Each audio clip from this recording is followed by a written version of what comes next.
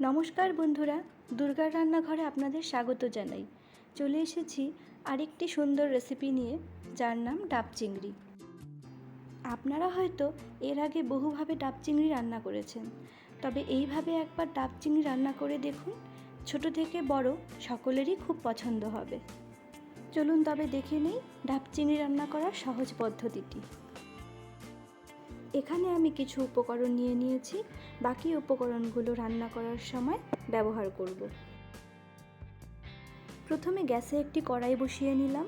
কড়াইটা গরম হয়ে এলে দিয়ে দেব কিছু পরিমাণ সর্ষের তেল।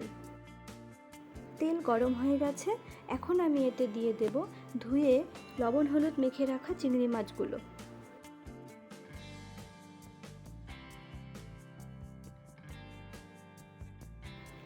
মাছগুলোকে কিছুক্ষণ নেড়ে চেড়ে হালকা লাল করে ভেজে নেব। আমি এখানে খুব বেশি লাল করে মাছগুলোকে ভাজবো না, কারণ এই রান্নার জন্য মাছগুলোকে একটু নরম খেতে হলেই বেশ ভালো লাগবে। মাছ ভাজা হয়ে গেছে, এখন আমি মাছগুলোকে তুলে নেব।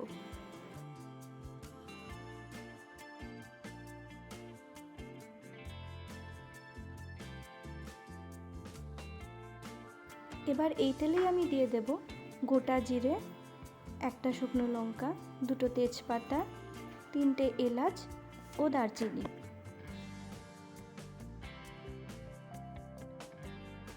কিছুক্ষণ নেড়ে নিয়ে এবার এতে দিয়ে দেব বড় সাইজের বেটে রাখা দুটো পেঁয়াজ।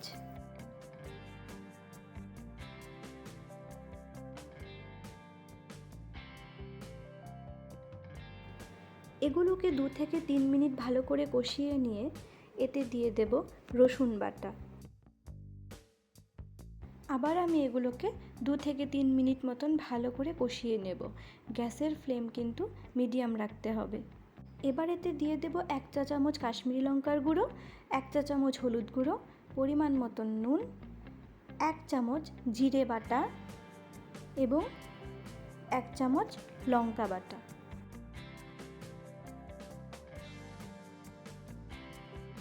আবার আমি সমস্ত উপকরণগুলোকে ভালো করে কিছুক্ষণ নেড়ে চেড়ে কষিয়ে নেব।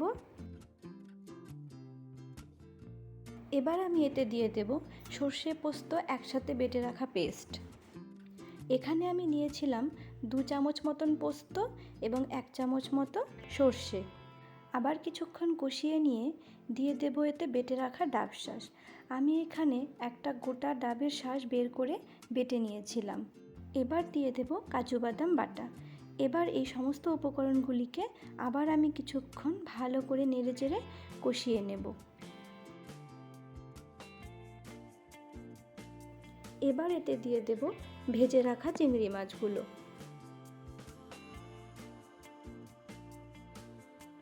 আবার কিছুক্ষণ নেড়েচেড়ে মাছগুলোকে মশলার সাথে মিশিয়ে নিতে হবে।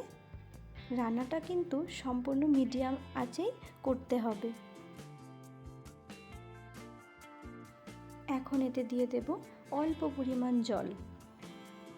খুব বেশি জল আমি এই রান্নাতে ব্যবহার করব না।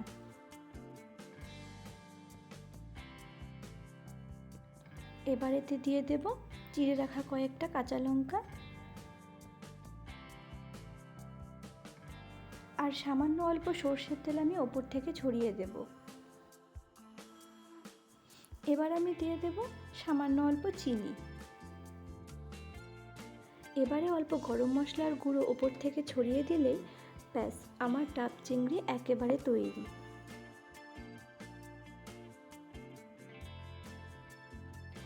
এবার আমি একটি পাত্রে এই সুন্দর রান্নাটি নামিয়ে নেব।